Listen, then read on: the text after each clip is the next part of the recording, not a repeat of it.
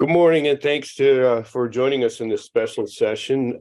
This is a group of very special ASEA associates who are working to introduce further details from an event we did with a group of medical professionals that were involved with personal injury and taking a look at how maybe this ASEA technology could make a difference in their own clinics. And that was through the massive efforts of John Anderson and his work, and Dr. Tony, who has a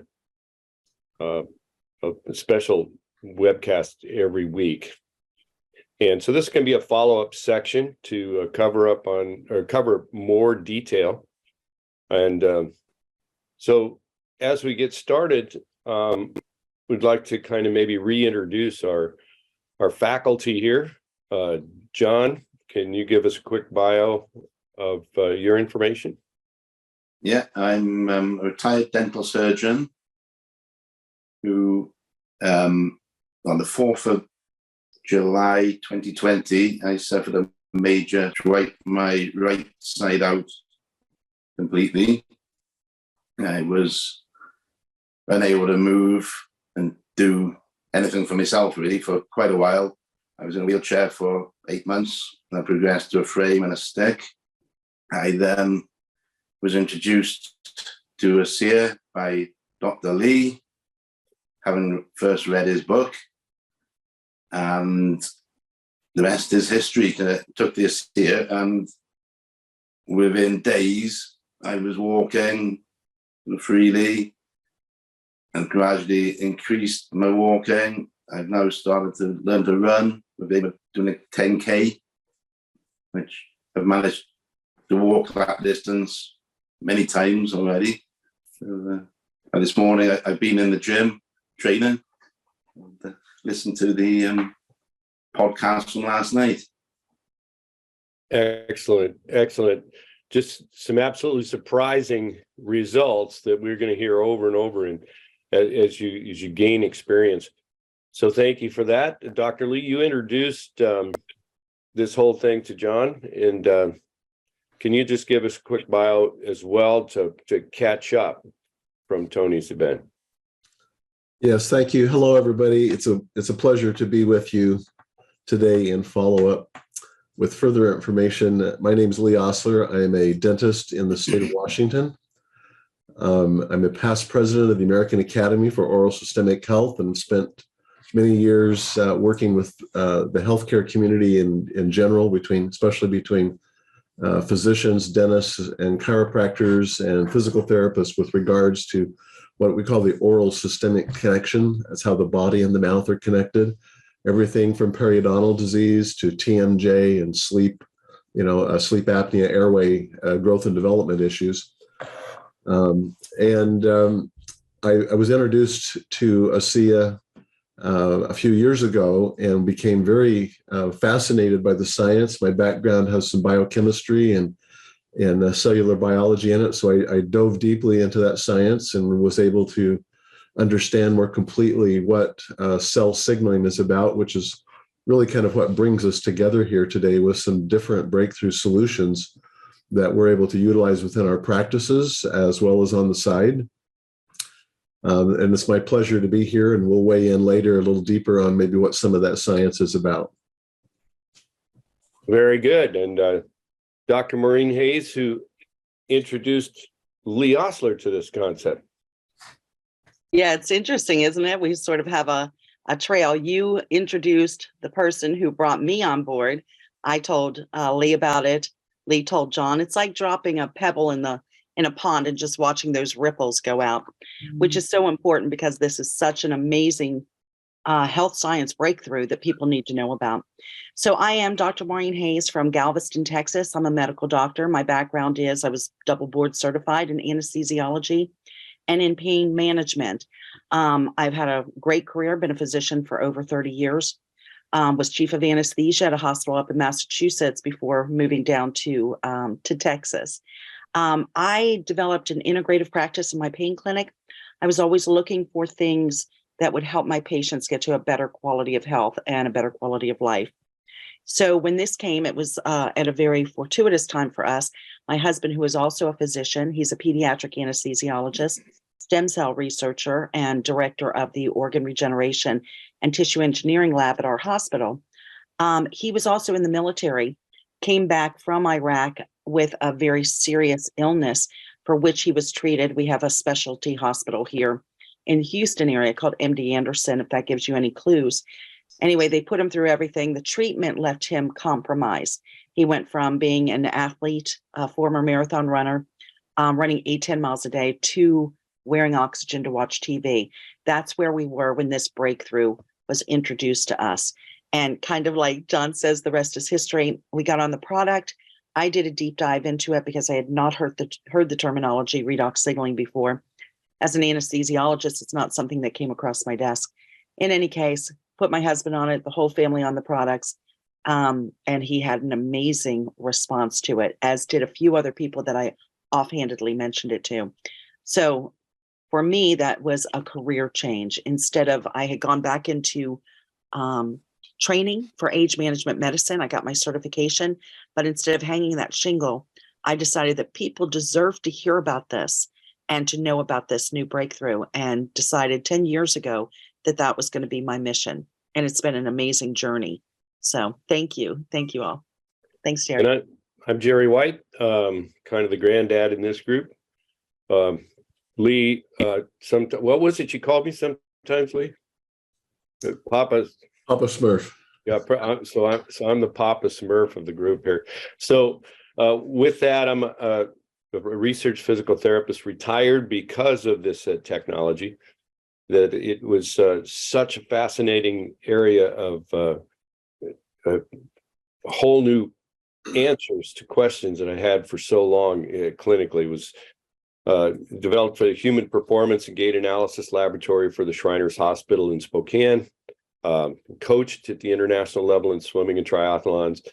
Currently competing when my wife and I in triathlons, and she likes to do all the way up to the full Ironmans. But one of the great things about our personal product experience was that when she was very, very young, she ended up having to have some pretty significant and kind of overwhelming, back in the 1950s, applications of too many antibiotics. And so got a lot of responses to that, but she also ended up being susceptible to pneumonias. And somehow her mom smoked, or something caused it, but she had a lot of scarring in her lungs. And over the course of life, she has had a lot of recurrent lung issues. And as we were stepping out, she was a world-class swimmer, and that's how we met. She was my assistant coach, swam for me for a while.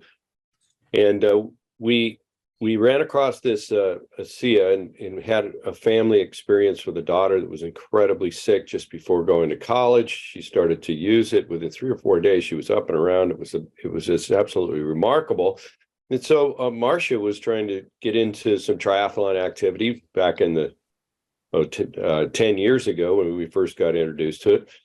And at that time, it was swim, bike, not too much difficulty.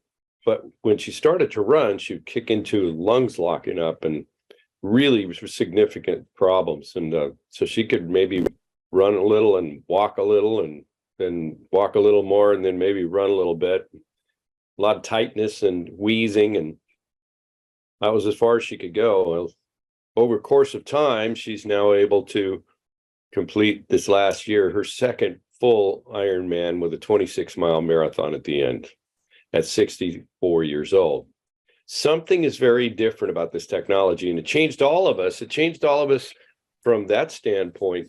But there are other things that we want to talk about today in this idea called ASEA that are applicable. Today, we're talking about specific applications that would be appropriate for people in the patient care, or that's, I think, the largest portion of this group, Tony's group.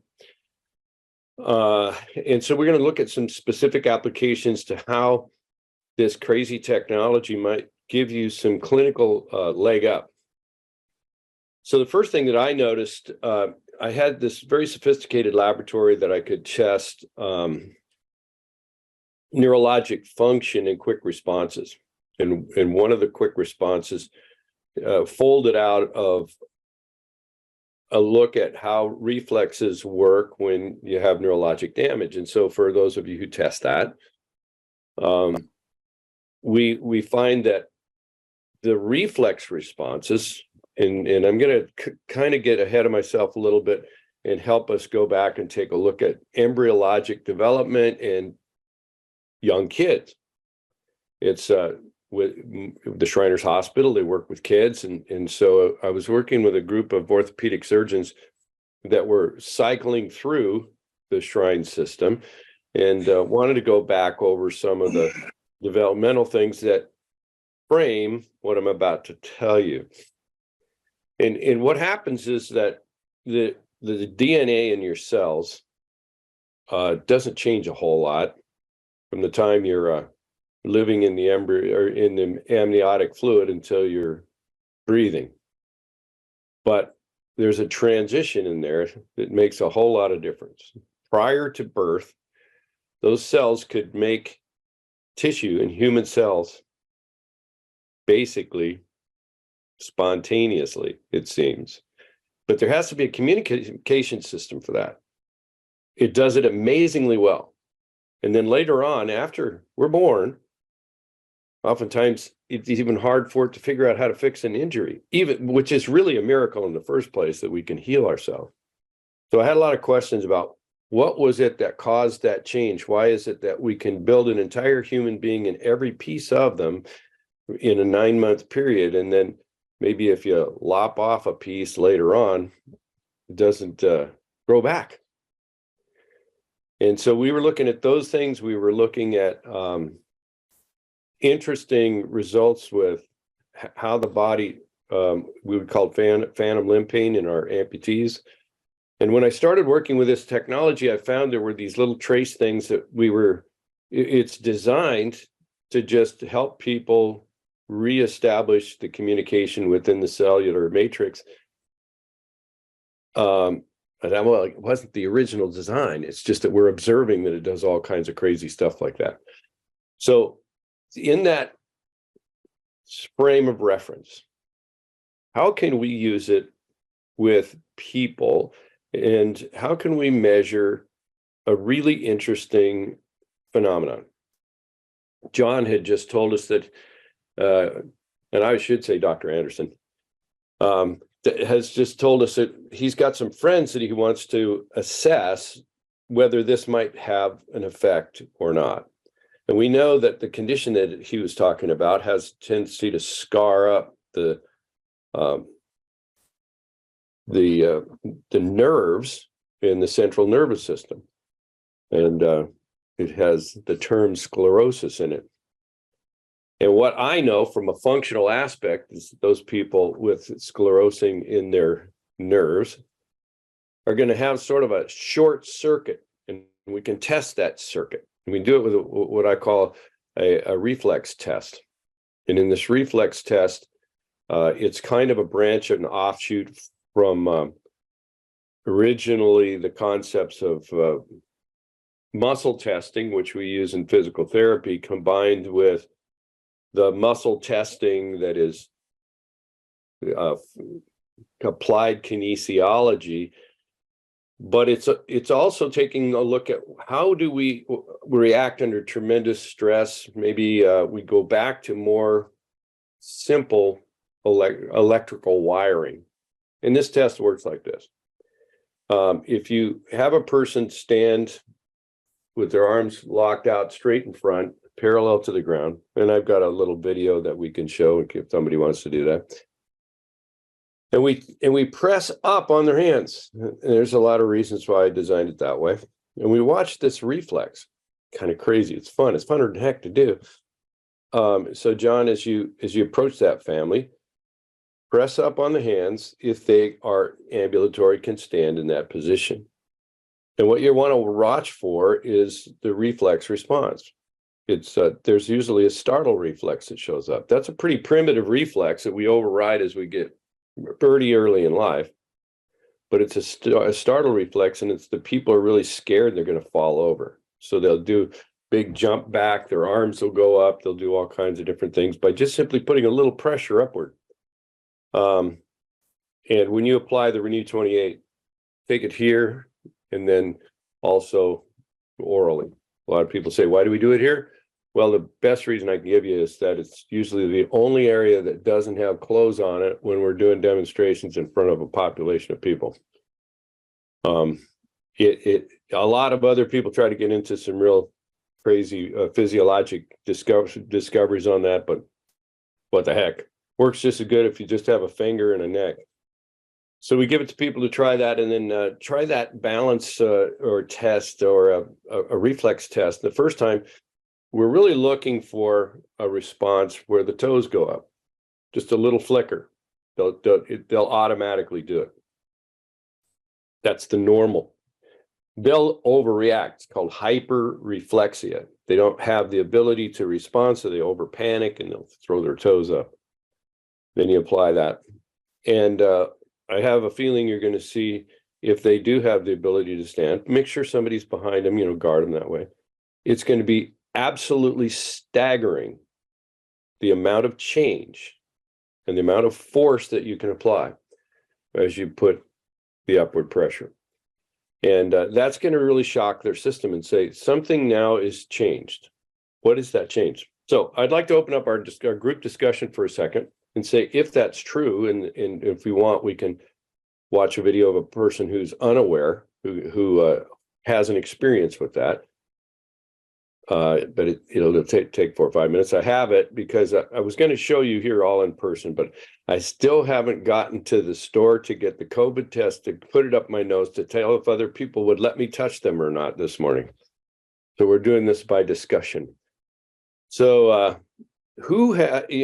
in this response, I'm going to tell you in my professional experience, and for those of you who have clinical experience, or if you just want to check somebody out to see what their responses are, whether they're pathologic or whether they're athletic or whether they're just for interest's sake on your part, do this test a number of times, and it's going to start to freak you out. There's something that happens to the human system when you increase the communication. So in that, has anyone ever experienced it and thought, what the heck? On this panel? Hey, Jerry, I'd like to speak to that. First, the three, you, Dr. Lee, and I were all together last weekend in Spokane, and we all came home with these little viral issues. I took it for the team since I'm going traveling next week as well. I did the test. It's negative. So if that gives you any comfort, you can go with that. The other thing is, I use this all the time. Now, one thing that I do, and you may want to speak to this, is I repeat it. I do the initial, where I'm seeing how strong they are, how they keep their balance, waiting for the feet to come up. Sometimes you'll see them take a step back. And then I repeat it before I put the gel on. The reason for that is because we know there's going to be recruitment, right? So their balance, their body is going to be a little bit in better shape the second time in order for them to keep their balance. So I will repeat it because they'll be a little stronger, a little better balance the second time. Then I have them apply the gel, or I spray the liquid under their tongue, one of those things. And then it's really very impressive, the difference. And then they can't, in their mind, discount it because they're like, oh, well, my body's just better the second time. Excellent. That's we often call that a stretch, re-stretch bias when we're doing stretching tests, and we have another test for that as well. So very good. Yeah. Just do the best you can at being a scientist on this. And this is where a lot of people will do some of these things, call them a strength test, and then it becomes a battle in the minds of the people that the tester wants to win and the other person wants to win, and you just get this mess and people hurt themselves. This is really a very different, very subtle test to determine a change in neurologic response. And in fact, I think it's really crazy what it is. So any other thoughts on that? Okay, let me show you a quick little video of somebody actually having this test done to them and having that feeling. So first thing I got to do is use my 3-finger swipe. Has anybody ever learned how to do the 3-finger up swipe on your Mac computer? It takes all the little things and files them. It's pretty awesome. And then you can see what you're playing with. So here it would go with, oops, I got the wrong one forward. Try it one more time. All right, now let's try it. This one, okay. You can do a lot of things really well and really easily. If it's uncoordinated, you can look like most Americans do today. Oh, and we're going to try to correct that coordination so that the cells in your body start talking to each other at every possible level and show you that you can take your family, bring them in the room, do a couple of little tests, and you go, shut the front door. What just happened? Let's show you how to do that. I'm going to bring in somebody named Sasha. Thanks, Sasha, for being here today. We appreciate you. And what Sasha's going to do, my big advantage with Sasha is that she's never seen this work before. And so I thought, let's get somebody that is looks incredibly intelligent, has all the parts working and all that sort of stuff. And we're going to take a look at how the human body responds to a balance challenge. You up for that? Yeah. Okay, so as what I'm going to show you is something, I got to try to make this sort of simple to make sense, but here's what happens. Our bodies are built with these sensors, and the sensors are called nerve endings. And those nerve endings will take in information and we can process it. How do we process it? It goes from your toe up to your spine. It makes a junction there. And it goes up to your brain, makes another junction there. Those are called synapses. That takes a little time every time it goes to one of those. And so I'm going to challenge Sasha's balance a little bit, and I want to watch how her body uses it. So what I'm going to do at first is called a reflex test. You know how they sit you on the table and they whack on your knee, and that's a reflex. So these reflexes are things where your body is automatically designed to respond, even if you don't think about it. Here's an example. You stick your hand in hot water and you pull it out real fast. That's a reflex. Step on hot pavement, pick it up. You step on a nail, pick it up. And before you even know what you did it.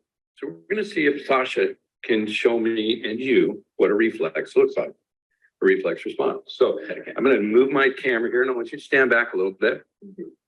Now, what I'm going to have Sasha do, and you can do this with your family at home, it's kind of fun. Turn this way, sideways, step back just a little bit. So we got that. Now, put your arms out straight like this and lock them up. And what I'm going to do is I'm going to give an upward force a little bit. That's the point. Learning moment, like Yoda, you're going to do a little bit, and we're going to be looking for something. Gary, can you move your camera up a little so we can see, like, yeah, that's better. Okay, we'll get this. Okay, Sasha, just a second. I'm going to have Sasha prepare for it. Because she's got a higher heel, this test won't work. So can you take your shoes off? So here's what I'm going to do. I'll tell you, explain this while she's taking her shoes off. As I push up on her hands, her job is to hold strong and resist and don't move. Don't let those arms go up. You'll see people do all kinds of things when we ask them to do that. They'll go, I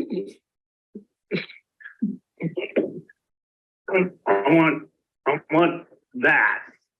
Don't move. Okay. Then we're going to watch how does her body respond to that. We got to just get just enough here to get the feet. Okay. That's perfect. Yeah. Here we go.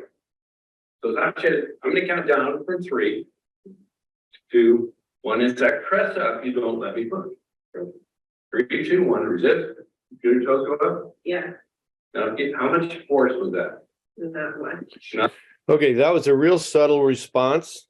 You could barely see her feet go up, and you'll see it much more on another person, but especially a person who has neurologic damage between their brain and their legs, or disconnect, and throughout the process somewhere in those synaptic connections.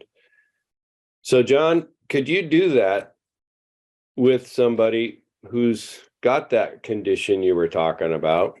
Do you think you could pull that off? Yeah, I can. What do you do if they can't stand? Then you're going to do a Test it. strength test. Well, this is a great question. I'm going to finish off with the results of this, and then I'll come back and give you a series of other little tests that can test a response. Here's our point. ASEA affects the system over the long term, and that's where Lee comes in helping us to understand how the body is adapting to constant changes, stresses, and strains, and how the cells change. And we're going to throw his expertise in on that discussion. But this first discussion says that most people, if you give them a really strong sense of change that they applied to themselves, will listen better than if we just start with a bunch of rhetoric. So let's just take one last little look at our gal. After we had the applied, sprayed it on her tongue, and then that's the liquid form, and then the gel. We're going to take a look at what her results are, and then I will answer your question there. So come on, girl, come back. Now again, I got to that other one. Not sure how I keep doing that. That's not what I want. In this, I keep assuming that one icon is the other. I'm partially colorblind. I'm mostly colorblind. And every time I look at these icons, they all look the same. So Not much. just all I need is just a little pity in this regard. So here we go. Share again. Where are you? There we go. Okay, so here we go. And what's happening is reflexes just go, oh, I'll just push my feet up. All right, but now we're going to see the result afterwards. Going to move her forward. We've done the thing. We're adding to it. We've got a test that, where did she go? Can see the response of the mom. Darn it. Maybe it comes later.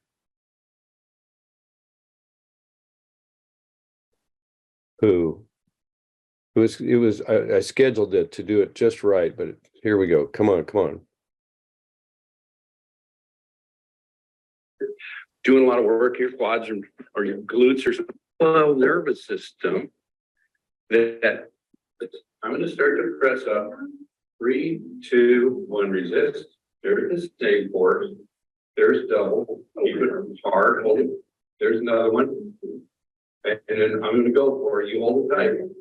There, you feel your abdominal muscles kicking in. Totally different strategy. No feet. Come here just a second.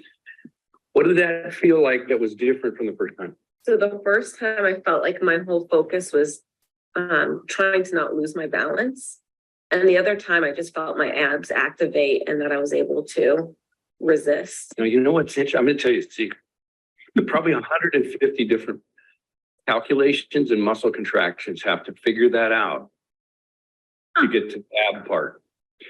When I added this to her system, all of a sudden, with one touch of this stuff to the skin, you're now able to process faster than you did those 150 different pieces through what I've been calling cellular communication.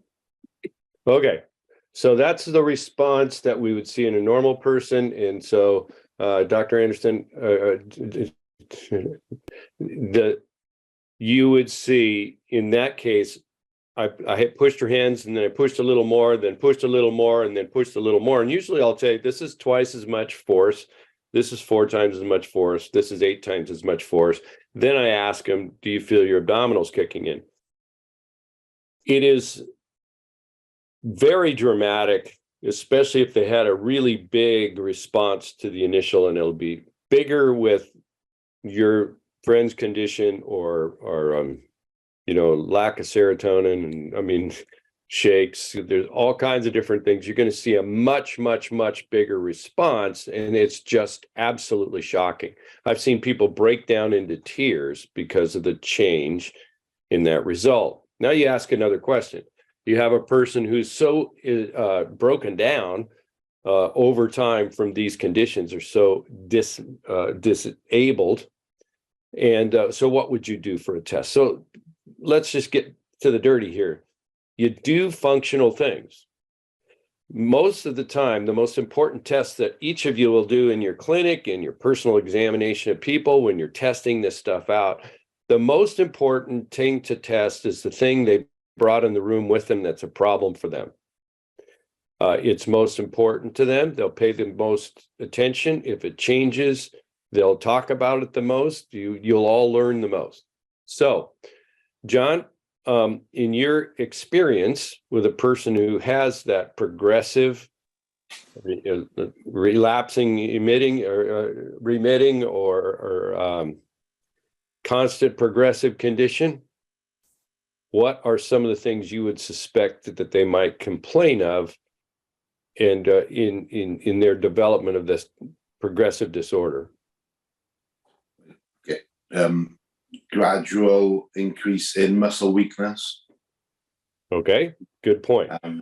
So let's try to, I'll show you something that would be if you had somebody who was at the greatest amount of loss of muscle function.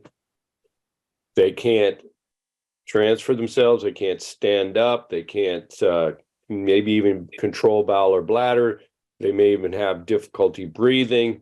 One simple test to do would be to hold the finger to the thumb like this. And you use the ring finger. It isolates the muscles. Other fingers are flat, elbow is straight.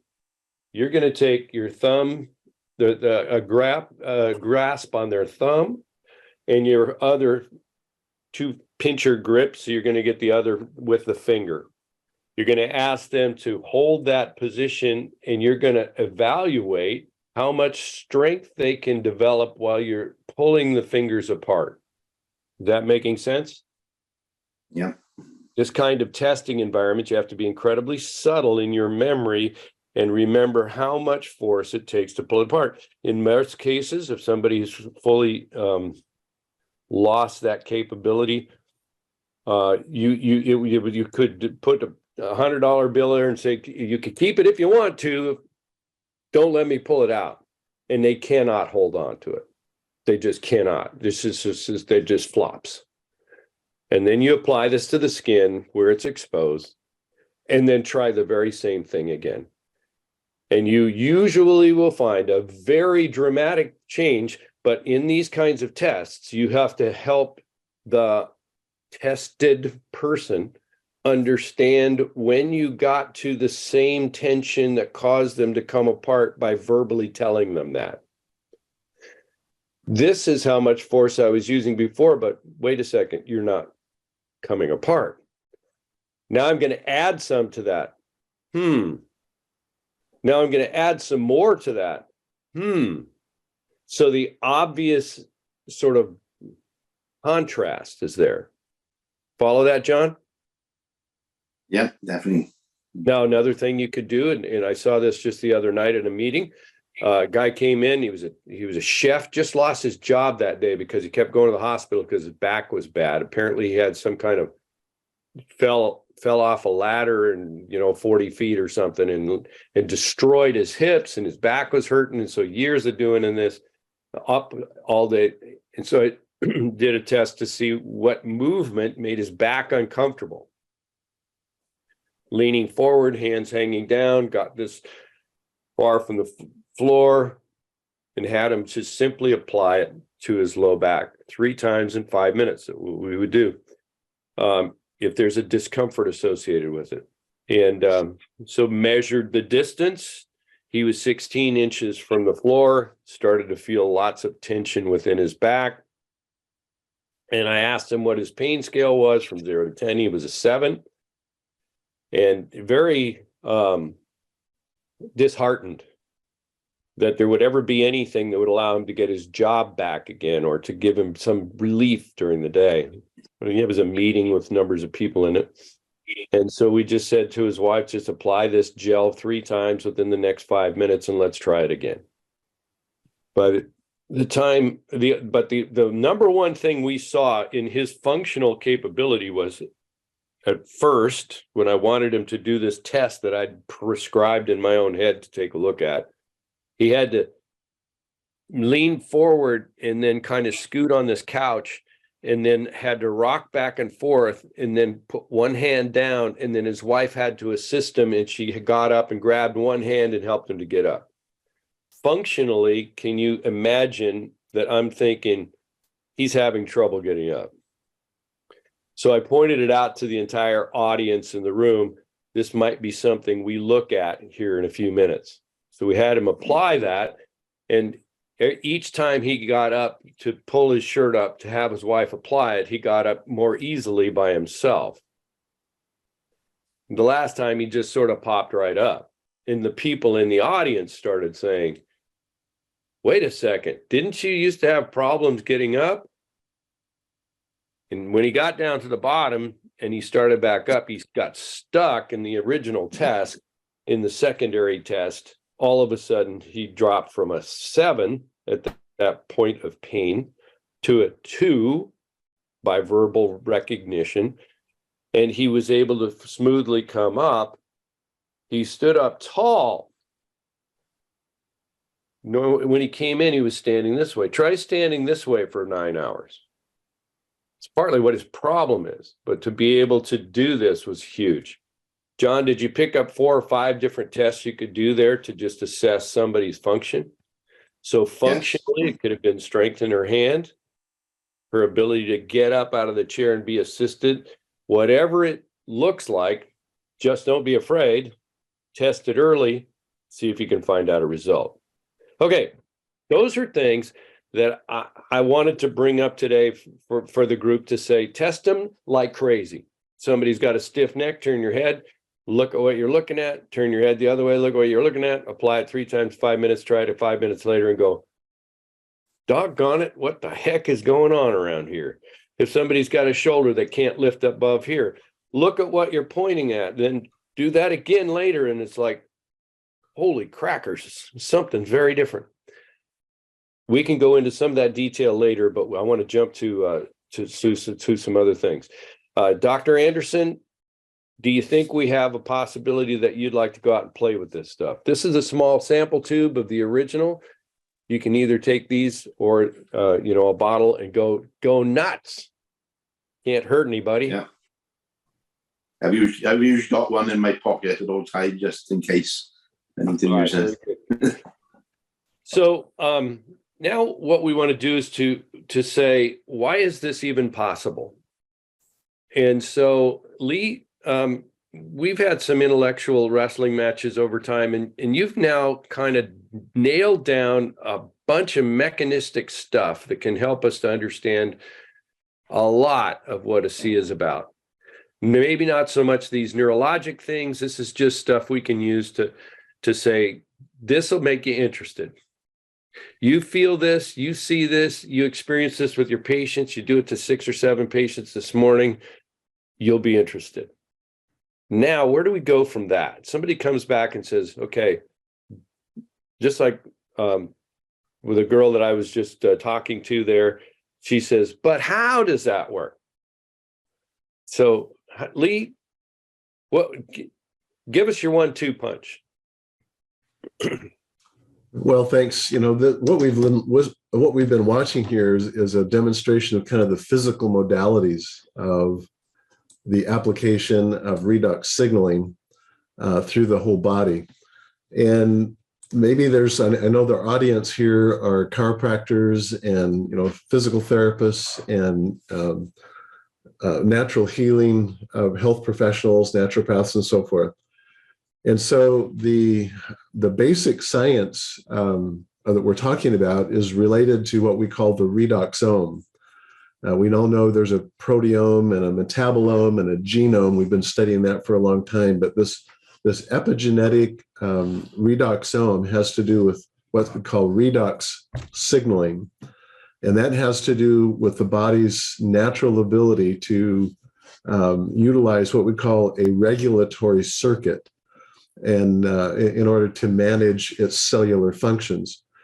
The metaphor that I use is like having a thermostat on the wall. We mentioned this in a previous episode, but the idea is, how does the body know when it's in trouble? How does the cell know that there's inflammation or oxidation going on? And the answer is that there are sensors or switches in the cell that are sensitive to changes of state, physiological state, such as oxidation and inflammation. And just like a thermostat on the wall that controls the air temperature in your building or your house, there's a set of pre-programmed instructions that will kick into play to restore the body or the cell to a state of balance or homeostasis when it gets out of balance. And we call that the redox regulatory circuit. What a redox molecule is it's based on the principle of reduction oxidation. Electrons in the body are moving from one molecule to another, and they all move along a polar gradient. And that's the whole principle of Krebs cycle. It's the principle of the electron transport chain. And in the process of metabolizing fuel sources such as glucose or fatty acids and amino acids, we're obviously producing ATP energy. That's what powers the body. But we also have a side product from that that's actually not such a side or byproduct anymore. We're considering it as an essential reaction, and it's the creation of what we call reactive oxygen species. For decades, we've taken antioxidants, as in the form of good nutrition and vitamins and so forth, to put out or reduce the oxidants that are produced in this metabolic reaction in the mitochondria. But it turns out that we use these reactive molecules in this redox switching that is part and parcel of how our body senses and detects and responds to various things in the environment. And so as a byproduct of this in our body, these are native processes that occur in the mitochondria and the cell. These reactive oxygen species then become the switching mechanism that turn pathway genes on, that turn on and off switches that then regulate the cell defense or cellular response to adversity and stress. This is a principle called hormesis. That's spelled Hormesis. That would be a good side study for you to get into PubMed and go find out, well, what is hormesis? But basically that is that when a slight or mild change of redox state occurs, then it influences a switch that will activate these pathway genes that turn on genes in the DNA that respond to that state. And this is where glutathione and superoxide dismutase, catalase, and other endogenous antioxidants come from. It's also what powers the process of DNA repair, cellular repair, autophagy, cell renewal, stem cell activation. All of these are redox sensitive mechanisms that are essential in the body. And so understanding that, then if we broaden this, because we're all in the idea of being healthy and being natural healers, I call it awakening the inner doctor. What we're doing is that we're trying to set up a stage where we can maybe influence, or we call it hack, some people call it biohack, but we're trying to influence these sensors, these switches, to be able to manipulate or turn them on at will. Well, for decades, we've been doing this understandably through lifestyle. We exercise, we eat properly, we have colorful diets. We now know that we can use magnets, we can use pulsed electromagnetic frequency, we can use red laser energy. We can use biophoto stimulation. We can use ozone therapy, hyperbaric oxygen. We can fast. We can get into ketosis. All of these are lifestyle related agents or strategies or behaviors that play on these redox pathways, because we're creating a mild bit of oxidation in the cell that can manipulate or turn on these pathway genes that then activate the cellular response to defend ourselves and help us be more stress resilient. And so from just a basic biochemistry science, real world natural healing, awaken the inner doctor perspective, what we're doing is creating a state of increased adaptive response. We're able to respond to stresses that we experience in life, whether they're from radiation or toxicity, or from bad diets or gut inflammation or injury or disease. We're able to enable the body to be more responsive to these states of stress and disease situation. And it manifests itself, as Jerry's been talking about, it manifests in the ability of the body to communicate. The cell-to-cell communication is enhanced when these electrons can flow freely, when they can activate these redox switches in this redoxome or this redox sensitive landscape. They're called transcription factors.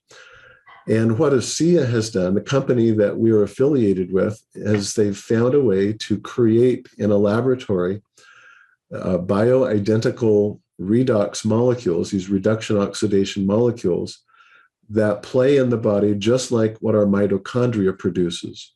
And so they have this biosimilar effect on these redox switches, that where we can at will or on command, we can activate these pathway genes that will enhance the body's adaptive response ability to heal and to awaken that inner doctor and heal from the inside out. So in a quick 5 minutes there, that's a high altitude flyover of some pretty deep science. I make this presentation in professional circles that go an hour and a half long, and we really dive into the biochemistry of Krebs cycle and the electron transport chain to explain it. But in as simple terms as I can give in just a few minutes, that's kind of the essence of what a redox molecule is. And when they are supplied to the body, either orally or through the skin, they're absorbed and they rapidly cascade through the body and turn on off switches or turn on these regulatory switches that increase our stress resilience and our adaptive response. It has a place in every practice because it enhances healing. Obviously, in a physical modality world, it enhances the body's ability to communicate and to integrate in a functional way. At the subcellular level, it's enhancing cell renewal, DNA repair, autophagy, and all of the essential components of cell repair, cell renewal, and of healing from the inside, again, awakening the inner doctor. So that's as far as I can go right now without boring anybody else to tears. Jerry? Excellent. And thank you for so much work in the background. I'd like to just say at this point, this is a primer, a place to just take a look at some beginnings. And for those who get a chance to review this material, there are thousands of applications, probably millions of applications that will be created by those people who join us in the future. Each of us have a unique walk in life. And through that unique walk in our lives, we become someone more capable. And that's really what our practices are often about, is to try to just be better at helping other people find their way. There is much more to what we do as a group in how we gather together to try to make a reality in our lives and not kind of follow so much superstition in our world. And we'd like to have you consider being a part of what we do. There are other aspects that, as I mentioned, there are things about how we gather together as a group and develop and put some monetization to this, how we can make increases in clinical profits and in personal profits and gaining time. And those are different subjects for a different day. So anyone have any last minute points before I stop the recording? And Jerry, I'd just like to say something real quick. For those of you who maybe are not familiar with this field of science, it is pretty heavy science, as you can see by what Jerry and Dr. Lee have just shared. And it's fascinating. But we have spent, Jerry Lee and I are part of the company's medical professional board, and we have spent considerable time bringing this to a way to share it with just your patients and your clients. And that is that for people who want better sleep, more energy, younger, healthier looking skin, a better mood, better mental clarity, they can take these products and they'll have a profound effect. And what they are tiny molecules that are easily absorbed directly into the cell. And when they get there, they turn things on. By turning on these different cascades, the cells are able to speak to each other and to speak to the ones next to them. That causes this domino effect that goes throughout the body and enables the cell to be more resilient, like Dr. Lee was saying, to stress and improve the adaptive response. And this leads to better overall health and wellness. And so just a simple thing that you can share with your patients, we can take them deeper into the science. Dr. Lee has written a number of books that actually connect the dots between redox and health.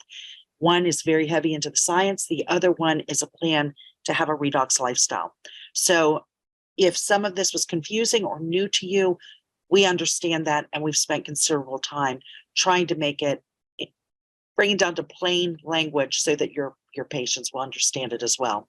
So thanks. I just wanted to share that, Jerry, since. Well, super job. And I think one thing for us all to remember is that in our lives, we probably had days where we were better at stuff and living life and overcoming stress and sleeping and breathing and exercising and loving and caring and being optimistic than we are today. And that means that the mechanisms are there to do it again if the communication got to be similar to what it used to be.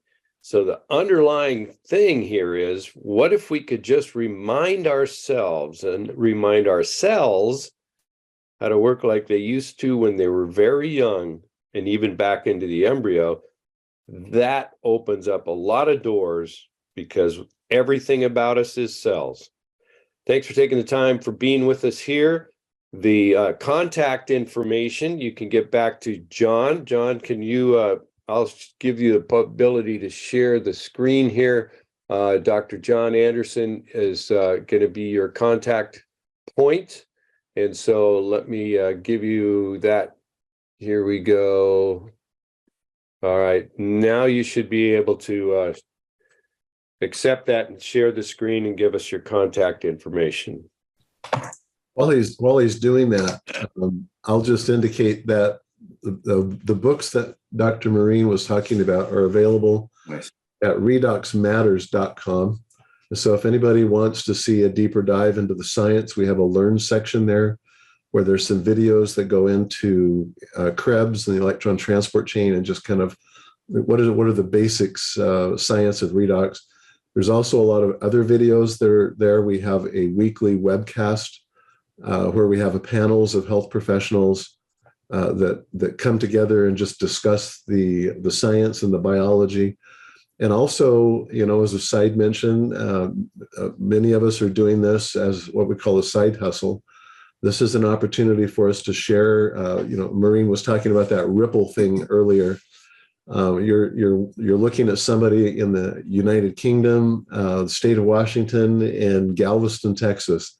And we have these platforms now that very easily allow us to share this information with others and to help other people enjoy better health. And so there's many angles to the reason why this is going in this direction, and we'd love to share that with you. But if you want to dive deeper into that, redoxmatters.com is a good place to start. Dr. John, go ahead and share your contact information, please. Yeah, my email address is drjohn@icloud.com. It's DCTRJOHN@icloud.com. And my website that connects you to the product is www.redoxhealthandwealth.com. All right, thanks for taking time on your Saturdays, and we'll save this for posterity.